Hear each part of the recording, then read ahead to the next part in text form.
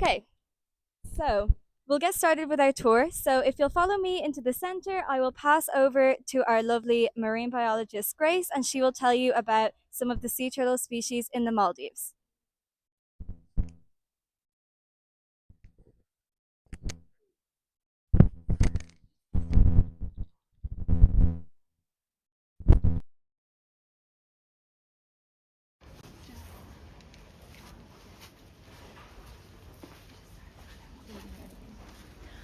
Okay, so I'm Grace. I'm the marine biologist here at AMC. I'm not sure if you heard Aideen, but what's going to happen today is we're going to do a little turtle tour to meet all of our patients. I will talk you through a few different species of sea turtles so you know how to identify them, and then we'll also do a little bit of the behind the scenes stuff here at AMC. So you can follow me up to our wonderful species sign, and I will talk to you about the 5 species of sea turtle that you can find in the wild. In the Maldives. So first up, the first 2 are the hawksbill and the green sea turtle. These 2 are very, very common in the Maldives. Probably the ones that you will encounter as you're snorkeling or scuba diving. They spend a lot of time in the shallow areas around the Maldives. So hawksbills and green sea turtles spend most of their time in seagrass meadows and coral reefs. The other 3 species that you can find here in the Maldives is the loggerhead, olive ridley and the leatherback. These 3 don't spend too much time in the shallows, so I wouldn't put your money on being able to spot one. You might get very, very lucky, but they do generally spend their time in the open ocean surrounding the Maldives. There are 2 more species of sea turtle that you can find in the world, but not here in the Maldives. So we have the Kemp's Ridley sea turtle, which is the smallest of all of the sea turtles, and they are endemic to North America, so you'll not see that anywhere else. Same with the flatback sea turtle. That one lives in Australia, so you'll not be finding that here. I'll quickly show you how to tell apart a hawksbill and a green sea turtle. So, a really good way to identify different species of sea turtle is actually looking at these plates on their carapace. Their carapace is just their shell, and these are kind of like little plates on their shell. They're called scutes. If we look at their scute arrangement, the hawksbills and the greens actually have the same arrangement, so that's not a great tip. They both have 5 down the middle and 4 on either side. Both of these turtles have that, so that's not a great way to differentiate. What you can do that's nice and simple is look very closely at their beak. So the hawksbill is named after their very, very sharp beak that they have, and this is because they love eating sponges. And sponges are always attached to a hard substrate like a coral reef or something like that, so they need that sharp beak to be able to scrape it off the rock and bite it off. The green sea turtles then are actually the lawnmowers or the vegetarians of the sea. So they are only eating seagrass, so they don't need a sharp beak. They just graze along the seafloor on seagrass, so they have a very rounded beak just like this one. Then we'll talk about the other 3. If you did ever encounter a leatherback, they look very, very different. So for example, they don't have a hard carapace like the rest of them. They don't have any scutes or plates like this. They actually have long ridges. They're named leatherback because of their carapace is very soft, flexible and leathery. So this actually means that they're a little bit different than the other sea turtles. You would definitely know if you're looking at a leatherback. We also have the olive ridley. You'll get to meet a lot of these today. So that is the most common species that we admit here at AMC. They have a very funky scute arrangement that is not one that you can predict. So whereas the green and the hawksbill, you know what to expect, these ones will always have a random arrangement like this. And then last up we have the loggerhead. Again, named very obviously, they have very big heads, so you will be able to identify them just from that. But if you do want to look a bit closer at their carapace as well, they have a distinct pattern that is different from the greens and the hawksbills. So while they do have 5 down the middle, they also have 5 down either side. So if you do get stuck, look at the size of their head and then you can count their scutes as well. So now that you're all experts at how to tell apart the different sea turtles in the Maldives, we will begin our sea turtle tour. So Maho will introduce you to all of our patients. Maho is our vet. Hi, pleasure to meet you. I am Maho, AMC veterinarian. So first I'm going to start the tour by telling you one of the conditions most of our patients have here in the center, which is buoyancy syndrome. Buoyancy syndrome can be caused by different things, but in our case, our turtles suffer from buoyancy syndrome because of the entanglements that they are sometimes rescued in the ocean. These entanglements are caused by ghost nets. For example, this is a little bit of ghost net we have. and they get entangled in their flippers, their carapace, even sometimes in their head. And when they are trying to fight to get out of that entanglement, they get some pulmonary tears. That means that their lungs are leaking some air into the cavity of the turtle, and that is causing them to be like a balloon, and they are not being able to dive. In these cases, when the turtles are not able to dive, they are not able to eat, and they are not able to protect themselves, as well as they are really easy target for example, boat strikes. So when a turtle is buoyant, we cannot release them. Now I'm going to show you some of our patients, starting with Laila Ambu. Laila Ambu came on January for this year, 2026. When she came, she had 4 flippers affected by the entanglement, and as you can see, she sadly lost one of these flippers. We had to amputate here in our OR, but the rest of the flippers heal really good, and right now you can see that she is really active and she is eating really good. This is part of the rehabilitation process she has. She's also our biggest eater, so she only eats crabs, which all our staff go to the beach and have them so she can eat something and she can get better through the time. Now I'm going to pass it to you, to Gosha, our marine biology assistant. Yes, hi, nice to meet you. I'm Gosha, I'm a marine biologist assistant here at AMC. So I'm gonna show you our next patient. So his name is Cora. You can see him here. So Cora is an olive ridley adult sea turtle, and he is our only known male here. So with sea turtles, we can only differentiate the sex once they're adults. So with Cora, you can actually see his tail just sticking out of the carapace. Oh no, he's really showing off his character. But you can easily see his tail sticking out of the carapace. Both males and females have the tails, but females are significantly shorter and they are hidden under the carapace. So Cora, as most of our AMC patients, was also a victim of ghost net entanglement. So unfortunately, he lost both of his front flippers, and with sea turtles, their front flippers actually help them moving forward, and they use the back flippers to steer. So this situation is affecting his swimming ability. So he's not a very fast swimmer. He's struggling to swim forward. And with cases like his, so with him it's combined both of the loss of the flippers and also the buoyancy syndrome, because as you can see, he's stuck on the surface. So in his situation, he would be too vulnerable to be ever released into the ocean again. So unfortunately, we are not able to release double amputees back into the ocean, and we are also not able to euthanize them just simply because we are not able to release them. So with turtles like this, their stories are very good reminders about the threats that the sea turtles are facing nowadays, and they are becoming these ambassadors for sea turtle conservation projects.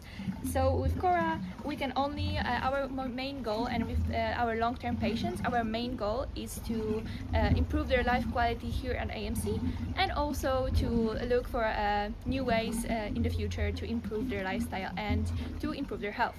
So now I'm gonna pass over to our intern Rimsha. Here we go. Hello, my name is Rimsha and I'm the marine biology intern. And I'll introduce you to Hope, a juvenile green sea turtle. So for Hope, we don't know her sex yet because she's a juvenile, but we think she's gonna be a female. Hope is approximately 6 years old and has never truly lived in the ocean. When she was a hatchling, she was kept as a pet, and due to mishandling, she has this condition called lordosis. Even though she does not have buoyancy syndrome, her swimming ability is significantly impaired,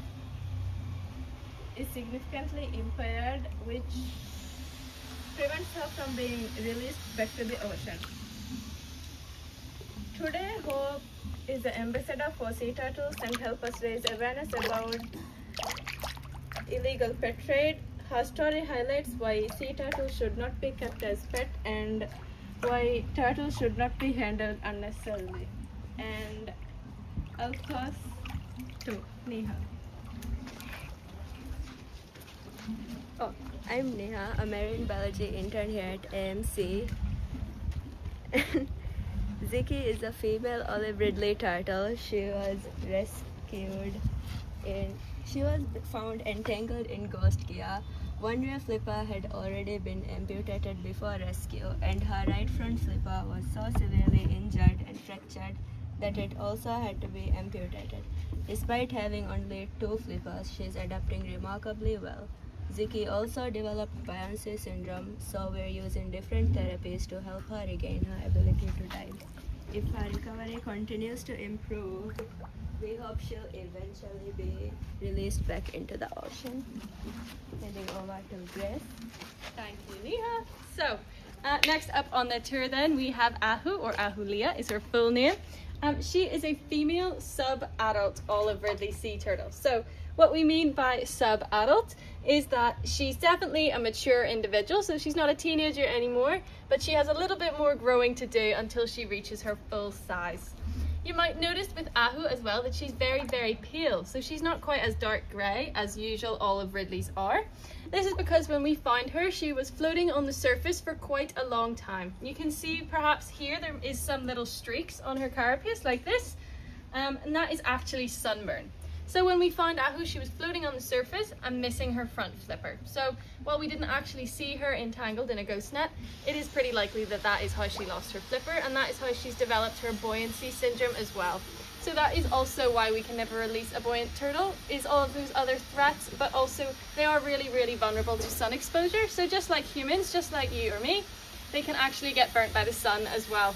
You might be able to see Ahu's plastic square. This is what we call her comfort square. So it's kind of like a cuddly toy for Ahu. It gives her a little bit of comfort, and it is her favourite toy. If you follow me then, next up we'll talk about Arrow. So Arrow is our most recent admission. She is a similar turtle to Cora, that she has lost both of her front flippers. For the meantime, she is suffering from buoyancy syndrome as well, as you can see. The reason we have left her in such a low level of water is because she's still very new, so she's still a little bit sensitive and a little bit more shy than the other turtles. So we're giving her a nice low level, and eventually we'll start to raise that and see if she can begin to dive. But Ara was found in quite unusual circumstances as well. She was found floating, and she had lost both of her front flippers. Both of them had healed pretty well though, so it seems to us that she has actually lost her flippers quite a while ago for them to be able to heal up already. We're not really sure about her story before she got to AMC. Then I will finish our turtle tour with our longest term patient. So unlike Arrow, who's our newest, Olga is our oldest. Olga came to us 7 years ago. She is an adult female olive ridley. She's also missing a front flipper as due to the entanglement that she was vulnerable to as well. So that is it for the turtle tour then. You've officially met all of our turtle patients. So for the next bit, we will do a little bit of our center duties. So we'll talk you through a little bit about the work that we do at AMC and a little bit about what goes on behind the scenes every single day. So I will hand to Gosha. Thank you so much. So now I'm gonna show you a little bit around what we do in the mornings. So every day we start by collecting nets like this, and we do netting out. So we use these deep nets like this with very small holes in them, and we collect all of the solid pieces that are in the tanks. So for example, some pieces of poop or any like solid objects, for example, sometimes the leaves fall inside the tanks, so we have to net all of this out, or any food debris that was left after the feeding. We have to net it out because at the end of the day this is still a hospital, so we want to maintain the highest level of cleanness that we possibly can. So we're gonna demonstrate you how we do that with hose. So here is a hose tank, and I'm just gonna net out everything that I see that is solid. Hope very kindly pooped a little bit so we can have something to net out.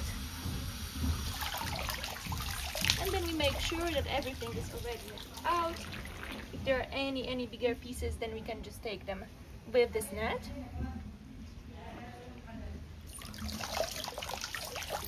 Like this. And once the netting out is finished, then we go to our lovely poop bucket where we store all of this debris at the end of the day. And at the end of the day, we clean this bucket and we throw everything away to the ocean. And don't be alarmed by that. This is everything is organic here, because there are only like pieces of fish, some pieces of food, and only poop. So everything that you can already find in the ocean. So we do clean this in the ocean, and everything is still natural and everything is clean. So after that, now I'm gonna pass you over to Grace. Okay, so Gosha has done our netting out, but that is only half the job. So while she's gotten loads of the solid and the bigger things out of the tank, you can see that sometimes there is still sand or really tiny bits of food or dirt that actually stay. They're too small to get hooked up by the net. What we do then is actually just change the water. So after netting out, we do water changes of all of the tanks. They're actually very straightforward. All we need to do is take out the plug. So we just use a really long hook and we take out the plug like this, and the water in the tank is now starting to drain. So now that it's draining, all of this tiny bits of sediment and food we actually need to kind of encourage down the drain, and we will use our brush to sweep it down the drain. Obviously these sea turtles need to live in water, so we won't drain the tank fully. We will leave them a nice little level so that Hope can stay very, very comfortable while we're doing this. You can also see that Hope is a very big fan of the water changes. So anything that we put in her tank, she's a very, very nosy turtle. So she wants to get involved as much as possible. So once we've done this and it's down to as low as we can without making Hope uncomfortable, we will turn on our tap just here that will send in loads more water into the tank, and we'll start filling it up again with some fresh water.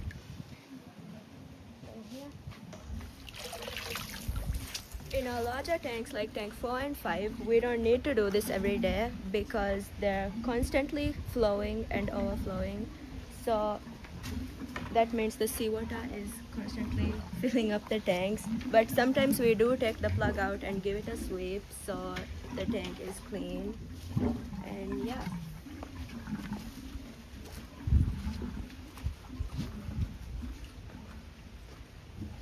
Also, every month we clean all the tank twice. So we have these holding tanks where we will put the turtle for one day, and until we clean, we will drain the whole tank and scrub it with bleach, the walls and the floor. Okay, and after all these important center duties, we're going to start with the food prep. So come with me so I can show you where we prepare all the diets of our turtles. As you can see, Ni has already started the food prep in our food prep counter. She is making the food, in this case for Olga. She follows the instructions in the rehab log. All the turtles have a specific diet with all the specific nutritional requirements they have. We also give them, twice a week, we give them supplements. We give them multivitamins and we also give them calcium.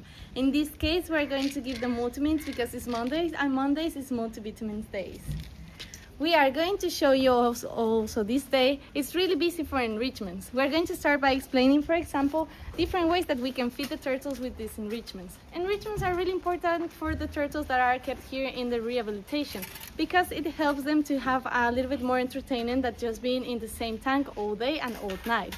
For example, for scatter feeding, when we have turtles that are buoyant and cannot dive, what we're going to do is that we are going to first, the scatter feeding. We are going to show them how we scatter feed turtles that are buoyant. In this case, Arrow is buoyant, so what we do is that we drop the water level and we throw the pieces of food so he can chase around the tank. Another method that we can use for enrichment feeding is the pipe feeding. So then, for Ahu, we are going to try the pipe feeding. In this pipe is attached for these flotation devices, which are going to allow the pipe to flotate in the surface. Because our patient cannot dive properly, this is going to help her to reach the food.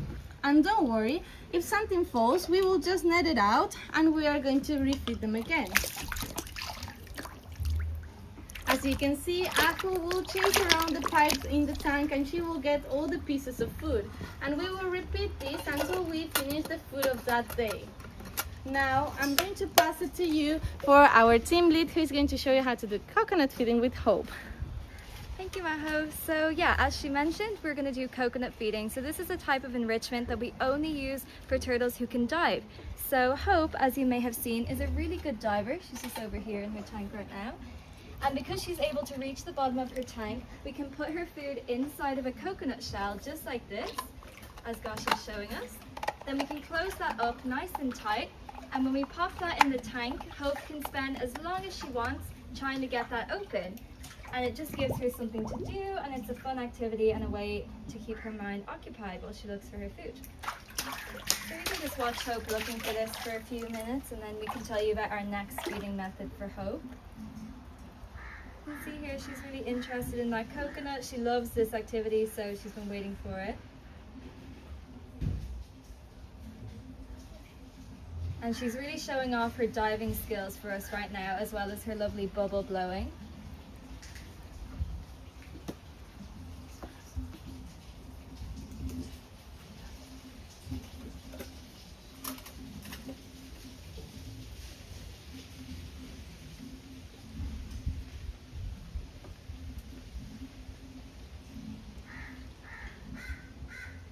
She's really enjoying chasing after that coconut. And now I can tell you a little bit about another method of feeding that we do for Hope. So Hope is a green sea turtle. And if you remember from earlier on when Grace told us about the different types of sea turtles, green sea turtles love to eat seagrass. So especially when they get a little bit older, like Hope is now getting, they stop to eat as much crabs and other meat, and then now they start to eat mostly seagrass. So for Hope, we usually like to feed her fresh seagrass if we can, but unfortunately the seagrass meadows in Naifuru are no longer intact, so that means we have to go on a boat every time we want to collect her seagrass. So often we will collect as much as we can in one go, and then we will freeze it into seagrass ice blocks, which is what I have here. And the seagrass ice blocks are also a great way to keep her occupied because it melts really slowly in the tank, and she can break it up with her mouth, and it also just gives her something to do for a while. And yeah, I'll put it in her tank and she'll start working away at it for the next while.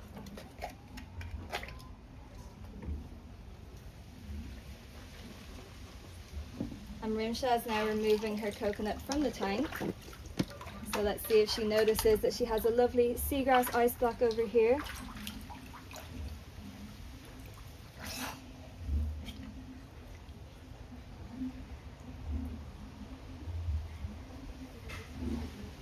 Yeah. She found another little chunk of fish in her tank from her coconut feeding, so she's gotten a little bit distracted. But she will come back to that seagrass in no time.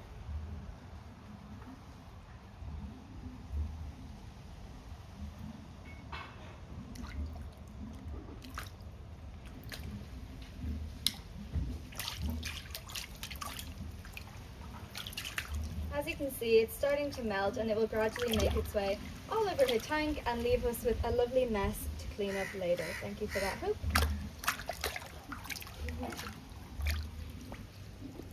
There we go.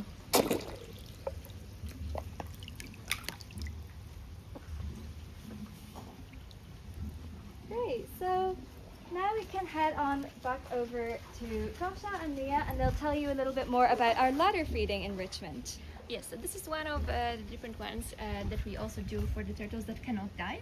So with the ladder feeding, we just put the food on different levels for them, and it's something that encourages them to try to dive a little bit to reach for the food. And with these feedings, we can observe, how they're doing, if they're struggling with the food. So we can put it in the center. And then we can observe how Ziki will react to the food. She's usually very, very interested in the food, and she will try to get all of these pieces and eat them all.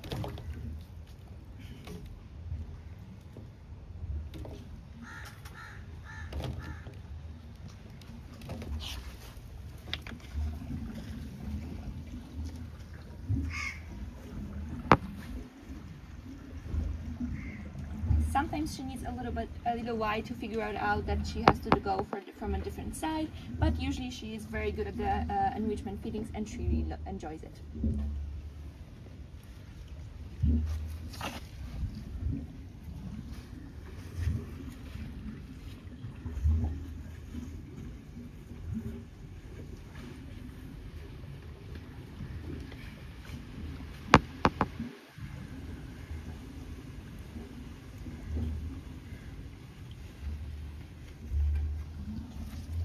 If we ever see that she is struggling with anything, if she's not able to reach anything, or any pieces will fall out in the tank, we can always take the ladder out and just help her a little bit.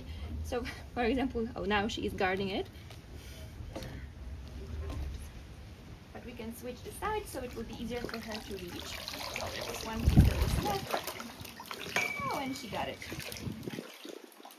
Okay, so now she's on the correct side, so it should be easier for her to reach for the hood.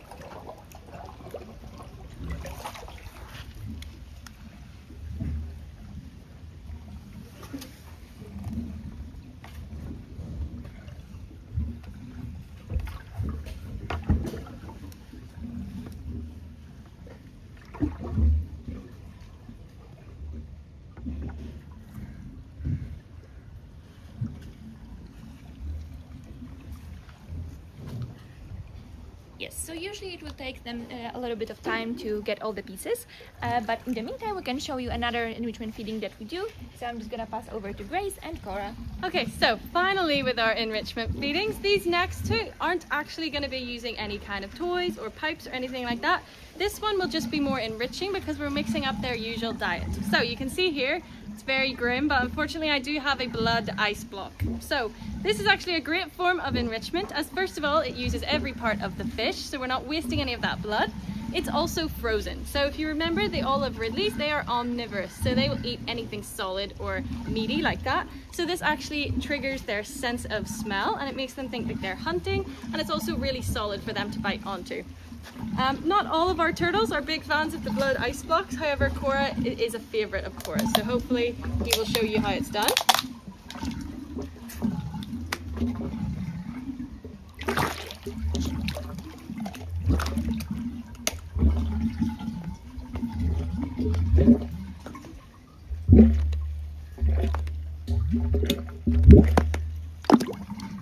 So you can see he's using his really sharp beak to make sure it's all crunched up. It is one of Cora's favourites.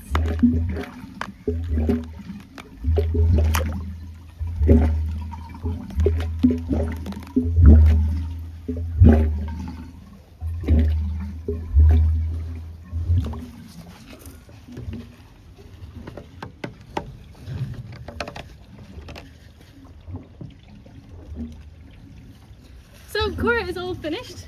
As you can see, he made very light work of that. Some of our turtles spend ages trying to eat their blood ice blocks, but for Cora it is no problem whatsoever. The last type of enrichment again is slightly just adjusting their diet. So we're going to give Mango up here, we're going to give her some crabs.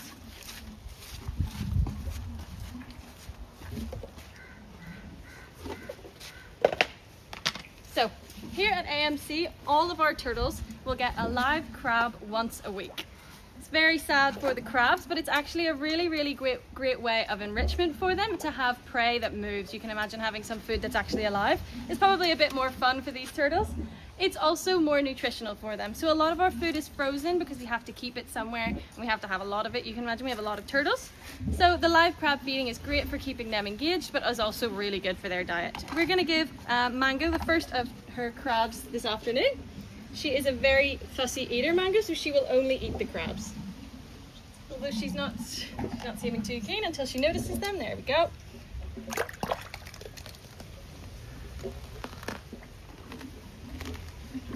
Just like Cora, Mango makes light work of the crabs. They are her favourite. The only thing that is sometimes left behind is a few of the legs. So I will try and refeed her some of these. Try and get her over here.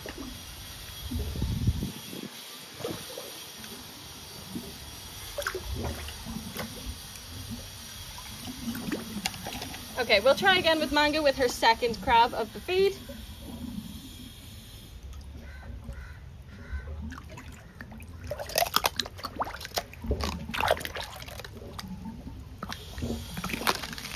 Nice. So remember that Mango is one of our buoyant sea turtles, so any of the legs or anything that does fall into the tank, unfortunately she can't clean those up herself. So one of us will grab a big net and we'll hook out these legs and refeed them to her one by one. But that is Mango's favourite kind of enrichment. I think we're going to start a little Q&A now. So some of you have written some questions for us on the Google form, so we'll hopefully get those answered for you. I'll hand you over. Yeah, if you follow us over here, we can start our Q&A. Yes, so the first question that we got is, where are the turtles born? Yeah, that's a really good question. Thank you for whoever submitted this for us. So sea turtles are actually born on the beach, which is quite surprising as they spend most of their time in the sea. So one of the only times they come onto land is when the mother needs to lay her eggs and then when the baby hatchlings are born. So every year or every couple of years, depending on the species, the mother sea turtle will travel thousands of kilometers all the way back to the same beach that she was born on. She will then start the long process of hauling herself out onto the beach, digging a little hole with her back flippers, laying her eggs inside and then burying those eggs. She can lay between 100 to even 200 eggs at one time, which is really, really amazing. They will then incubate for about 2 months, and then all of a sudden at one time, all of the baby hatchlings will come out of that hole together, and then they will make that really important crawl to the sea. That is amazing. Another question that we got is how do sea turtles find their way back to the beach where they were originally born? That's also a really great question. So it's actually a really amazing thing that they have called geomagnetic imprinting. And this acts as like an internal GPS system for the turtle, which is just really amazing to think about. So they can actually sense magnetic fields of the earth. And then with this, they can create an exact memory of where on the earth they are. And they combine this memory with things like their smell from vegetation and the sand of the beach that they were born on, as well as the chemicals that were in the water, and even the position of the sun compared to where they are on the earth. And then all of this together combines for them to create this really distinct memory, and they'll carry that with them for the rest of their lives, which is just really incredible. That sounds absolutely amazing. Now we know that why the sea turtles are such an amazing creatures. Another question that we got is actually what conservation efforts have been the most successful in increasing the sea turtle population? You know that. Also a really great question. So of course, all of the different conservation methods together is what makes lasting change. So combining nesting projects with rehabilitation projects, they all make an impact, but I would say individually the most important one has been protecting nesting hotspots. So scientists will identify beaches where mothers commonly lay their nests. Then they can kind of section off that beach from tourists or from anybody going onto that beach at nighttime, so the mothers are not disturbed when they lay their eggs. And then in addition, they can even relocate the nest if they're laid in a dangerous position to a more secure, shaded and safe hatchery location. So because of this, actually the green sea turtle that you can see over here on one of our signs, on our sign here it still says that the green sea turtle is threatened or even endangered, but because of these worldwide nesting programs, the green sea turtle was recently downgraded to a species of least concern. So that just shows how effective these methods of conservation have been, and I just think that's really amazing. So yeah, hopefully we see the rest happening for the other sea turtle species very soon. Thank you so much, Aiden, for all of your answers. We do have some questions also for our marine biologist, Grace. So Grace, can I invite you here to join us? Go for it. So another question that we have is especially for you, because that is a question, what inspired you to save sea turtles? It's a personal one. Okay, so what inspired me probably to save sea turtles was probably whenever I discovered how they nest. So obviously Aideen's talked you through that whole process. I just think it's incredible how they're marine animals, but they come up to land. I just think it's crazy, especially how it's only the females. So female sea turtles come up every few years to lay their eggs, but male sea turtles will spend their entire lives in the ocean. I just thought that was really cool.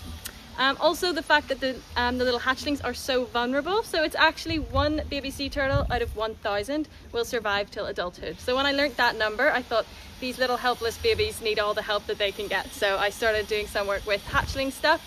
But that is why I just think they're really, really cool. That is an amazing history. Please always follow Grace on her social media because she is showing some of her work. Another question that we got is why are sea turtles considered important for marine ecosystems? So sea turtles are considered important because they are a keystone species. So this is a big fancy term for basically they have a really high impact on their environment in relation to their abundance. So in more simpler words, their impact is bigger than their abundance. You don't need 20 sea turtles to keep something healthy. One sea turtle all on its own plays a really, really big job. For example, if we talk about the species I introduced you to this morning, the hawksbill sea turtles, they're really, really big fans of sponges. So sponges and coral species actually directly compete for space on a coral reef, but the corals take a lot longer to grow. So if we don't have any hawksbills eating the sponges, they're going to overgrow and spread throughout the entire reef, and there'll not be much room left for the corals. So they do a really good job at protecting coral reefs. For example, the green sea turtles, the vegetarians of the sea, they actually promote seagrass growth, so they prevent it from becoming overgrown. And then also the leatherbacks, their favorite food is the jellyfish. So they prevent the jellyfish from overpopulating, which is something that's much more likely because of climate change. So they're keeping those numbers in check. They play a really big role at controlling other species. And one more question for you, Grace. So what are the biggest threats that the sea turtle face today? So you can probably already tell based off our turtle tour, but most of our patients are actually from entanglement. So unfortunately, abandoned fishing gear is one of the biggest threats for adult sea turtles. Similarly, boat strikes is really another big thing. So you can imagine that it's really difficult for a turtle to get out of the way of a boat on time, but particularly for our buoyant sea turtles that are stuck on the surface, they have nowhere else to go. So if a boat is coming, they can't go anywhere else. In regards to the hatchlings, they're actually at a big risk from being poached. So it is very common in different cultures to eat sea turtle eggs, and apparently they are very delicious, but that has actually been made illegal as well. They are also poached as eggs to contribute to the illegal pet trade. So if you remember Hope, she actually went through quite a lot as a victim of the illegal pet trade. So we do really want to get those down, but they're the main threats that they face. Thank you so much, Grace. We do have also some questions for our vet, Maho. So Maho, there is a question for you. How do rescue and rehabilitation centers decide when a turtle is ready to be released? Okay, so this is mainly done by the vet. So when they come here, they get a full best assessment. So we do biochemistry, blood samples, we also do x-rays, and we take good care of them and do regular checkups. In the case of our turtles, because they come by some injuries, they also come by some problems, what we do is that we first resolve all these injuries and all these problems. In some cases we have to do amputation, that means that they have to be fully healed, and most of the patients also have buoyancy syndrome, that means that they have to overcome this buoyancy problem to be able to be released.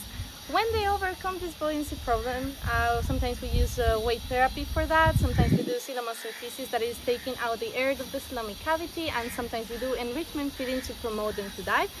Some turtles can overcome this problem and they start to dive. But once they start to dive and rest in the bottom of the tank, we also have to do some exercises to make sure that they can properly dive again. It's like teaching them how to swim correctly again. So we have some logs that we take count some days about the exercise that they do. And once they are clinically healthy, that means that they are not overcoming any infection. They already finished all their treatments and they can dive properly again. Depending how many flippers left they have, we will be able to release them back into the ocean. That's why some of our patients here, as you see, they cannot be released yet, but some others of this entanglement season that was really bad because a lot of ghost nets were dragged here into the Maldives, have happily already overcome all their clinical conditions and they are now released and back into their home.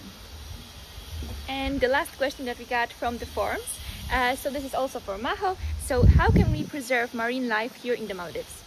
So for example, you already heard a lot of the threats that sea turtles encounter, but in general for marine wildlife, what we can do is protecting all these marine ecosystem and environments, protect the coral reefs, protect the seagrass, don't throw any trash on them. You can also support some conservation efforts. For example, here at AMC, we have a conservation effort with the turtles and also with outreach with the communities as well. But there are so many other projects in the Maldives that are also protecting all this marine wildlife. It's really important to have a sustainable fishing as well. That is really important for having a good balance in the ecosystem. And any little action that you can do from your house as kids, adults, and even teenagers are really important. So for example, never leaving your trash in the beach, never leaving your trash in the ocean. Try to make more conscious about not having sea turtles as pets. Protect all the wildlife, that means don't touch them, don't go too close, and have a lot of respect for the environment because we all share all this planet. Okay. Thank you so much. So that was all of the questions that we had in the forums, but we actually got 2 questions more on the chat. If you have any more questions, please feel free to ask.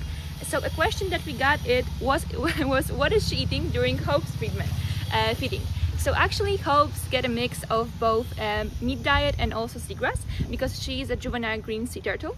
So once she will reach adulthood, she will become a fully vegetarian. But for now she gets a mix, so she gets some fish, and we use tuna here, and also some seafood, just like shrimps, mussels or squid. So she gets a mix of both, and also with her, this is also she gets the seagrass blocks. With other turtles, they only get the tuna and also the seafood. So that was the one question. And another one is that we got is, do you guys have any baby turtles? So fortunately at this moment we don't have any babies, so only hatchlings or post-hatchlings. And it's a very good sign because our center was actually open due to a large number of hatchlings being kept as pets, so a lot of people were bringing them to us, but it's fortunately becoming less common. So at this moment we don't have any babies here at the center, and we hope that in time there won't be any coming because people shouldn't be keeping them as pets. So most of our patients are actually right now adult sea turtles. Okay, so that was all of our questions. Thank you so much for attending our live stream. And here, Yeah, so just to wrap it up, we want to thank everybody again for joining us today. Thank you for bearing with us between our technical difficulties. We really appreciate it. And on behalf of the whole AMC team, we'd like to say goodbye and thank you so much for joining us here today. Bye. Bye.